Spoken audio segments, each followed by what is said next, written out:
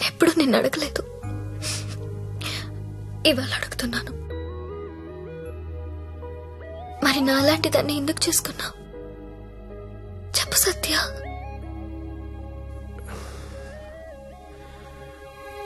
అర్ధాంతరంగా తల్లి తండ్రి చనిపోయి అక్క నేను అనాథలయ్యాం. ఓ వేశ్య మమ్మల్ని చేరదీసింది.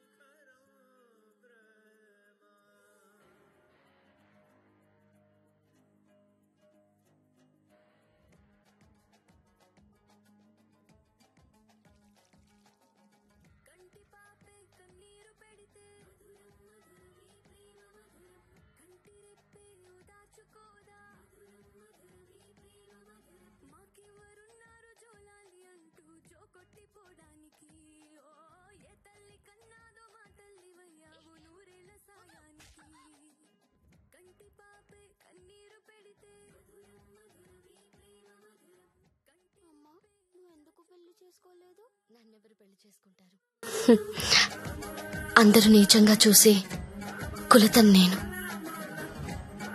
అప్పుడే నిర్ణయించుకున్నాను నేను అలాంటి అమ్మాయిని పెళ్లి చేసుకుందామని.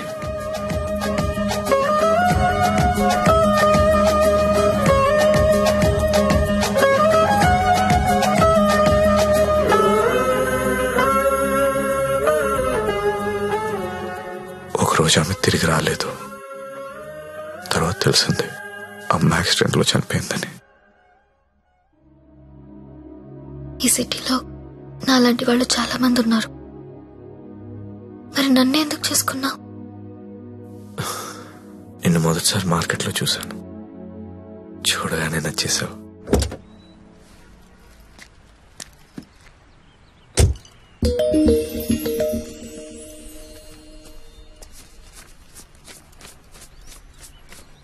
ఇంకా 5,000 ఇస్తా, ఆగు.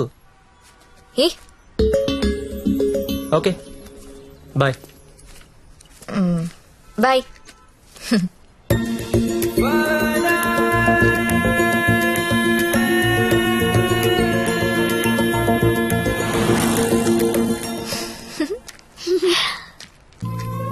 చిన్న ఏమన్నా తిన్నారా? ఇదిగో ఇవి తీసుకోండి. థ్యాంక్స్ అక్క.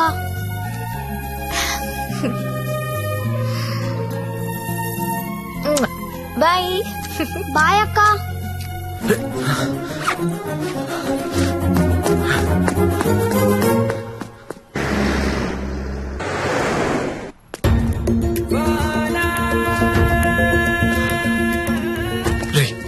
ఇందాక మీ డబ్బులు ఇచ్చిన అమ్మాయి ఎవరు? మాకు తెలియదు, అప్పుడప్పుడు వచ్చి డబ్బులు ఇస్తుంది. అవునా?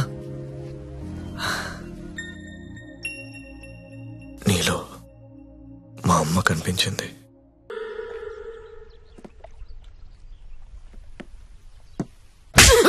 ఒకసారి నా మాట నేను చెప్పేది వినవే. అది కాదే. ఏంట్రా అలా ఉన్నావు? ఇంట్లో ఏమైనా గొడవైందా? ఇద్దరు కొట్టుకుంటే అది గొడవరా? అదే ఒకటి మీదడిపోతే పెళ్ళంటారా? దాన్నే పెళ్ళంటారు. దాన్ని చేసుకుని నా జీవితం మంట కలిసిపోయింది. నువ్వు లక్కీరే, తప్పించుకున్నావు. అరే ప్రతి చిన్న విషయాన్ని బోతల్లో పెట్టి చూస్తుంది. అలా చూస్తే బుద్ధుడు కూడా బోతల్లా కనపడతాడు. మరి నువ్వు పెళ్లికి ముందులా లేవు, మారిపోయావు. మరి మారక రోజు యాక్టింగ్ చేస్తూ కూర్చుంటావా? అది ఎప్పుడు నచ్చొచ్చినా స్లో మోషన్ చూడాలంటే ఎలాగా? మాకు పనులుండవా? నేను బ్యూటీ పార్లర్ కి వెళ్తున్నా. దీనికి ఎందుకు నా బ్యూటీ పార్లర్? ముగుడు చూపించాను అనుకుంటున్నావా? దీని అన్నం ఊరంతా చూపిస్తుంది, నరకం నాకు చూపిస్తుంది. దీనికి తోడు ఫోన్ లో ఉన్న అమ్మాయిల మెసేజ్లు అన్ని చదివేస్తున్నారా? ఏం చేయాలో అర్థం కావట్లేదు. అదేంట్రా నీ ఫోన్ కి లాక్ పెట్టుకోలేదా? లాక్ ఏంట్రా, టచ్ స్క్రీన్ రా. నా ఫింగర్ పెడితే కానీ ఓపెన్ అవ్వదు. కానీ మా ఆవిడ ఏం చేస్తుందో తెలుసా?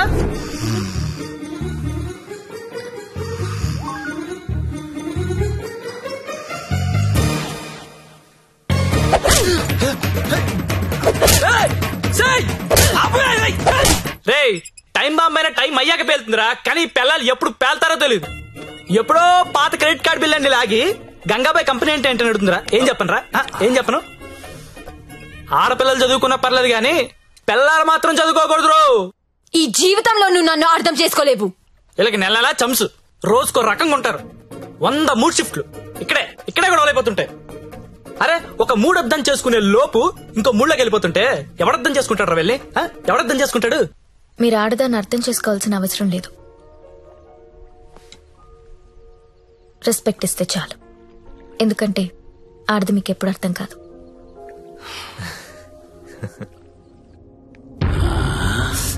అబ్బో బాగానే కూసిందిరా. ఇది చిన్నదే అన్నా, వెనుక కూడా కూసింది, అది పొడుగ్గా దిగింది. అమ్మో ఈ మధ్య ఆడోళ్ళు చాలా వైలెంట్ గా తయారైపోయారా, చూస్తుంటేనే భయం వేస్తుంది. సార్ ఏంటి ఇలా వచ్చావు? నాన్నకు బాలేదని ఫోన్ వచ్చింది, నేను ఊరెళ్ళిపోతాను సార్. ఇంటికెళ్ళి మళ్ళీ వస్తావు కదా? ఇక్కడ రాను సార్, అమ్మ వాళ్ళతోనే ఉంటాను. మరి అక్కడే ఉండిపోతే డబ్బులు ఎలా నీకు? దాచుకున్న డబ్బు కొంత ఉంది సార్, అక్కడికెళ్ళి ఏదో ఒక ఉద్యోగం చూసుకుంటాను. అమ్మా నాన్నకు నేను తప్ప ఎవరూ లేరు, నేను వెళ్ళాలి. ఇది చేసుకుంటే వాళ్ళని చూసుకోవచ్చు కదా. నేను చేస్తున్న పని ఏ రోజు బయటికి వచ్చినా అమ్మా నాన్న తట్టుకోలేడు సార్, పరువు పోతుంది.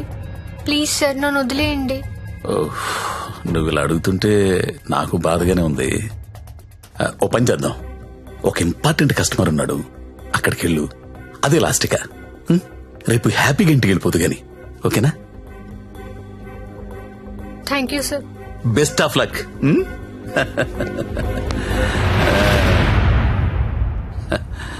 అదిరా మంజు విషయం. ఆ అమ్మాయికి పరువు పోతుందంట, వాళ్ళమ్మా నాన్నకు తెలియకూడదంట. చివరిసారిగా కస్టమర్ దగ్గరికి వెళ్ళింది. ఇప్పుడు సడన్ గా అక్కడ పోలీసు రైడింగ్ జరిగి ఆ అమ్మాయి ఫోటో పేరు టీవీలో వస్తే వాళ్ళ అమ్మా నాన్న ఇంటికి రానిస్తారా? రానివ్వరు కదా. అప్పుడు పర్మనెంట్ గా ఇక్కడే ఉండిపోతుంది. మన సీతో మాట్లాడు సరే.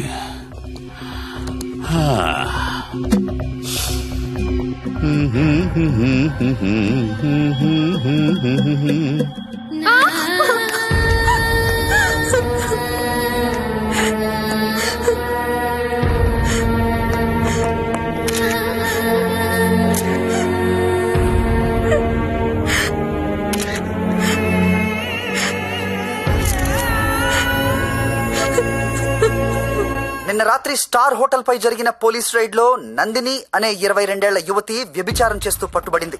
వివరాల్లోకి వెళ్తే తనది వరంగల్ దగ్గరలోని జన్పాక్ అని తెలిసింది. బీటెక్ చదువుకుని కూడా అడ్డదారిలో డబ్బు ఎక్కువగా సంపాదించవచ్చనే ఆశతో ఈ వృత్తిని ఎంచుకున్నట్లు మా విలేకరులు చెప్తున్నారు. ఈ ఘటనలో పట్టుబడిన నందినియే కాదు, తన ఫ్రెండ్ సత్య. చాలా వరకు అమ్మాయిలు జల్సాలకు అలవాటు పడి వాళ్ళు తప్పు చేస్తున్నారు. It's not only about Nandini Satya, వాళ్ళు చాలా తప్పు చేస్తున్నారు. ఏదో ఒకటి చేయాలి సత్య. నీ వెళ్ళా వెళ్ళక్ష్మి, ఎంత దూరమైనా వెళ్ళు. నువ్వేమనుకుంటా చెయ్యి, వదలదాల్ని.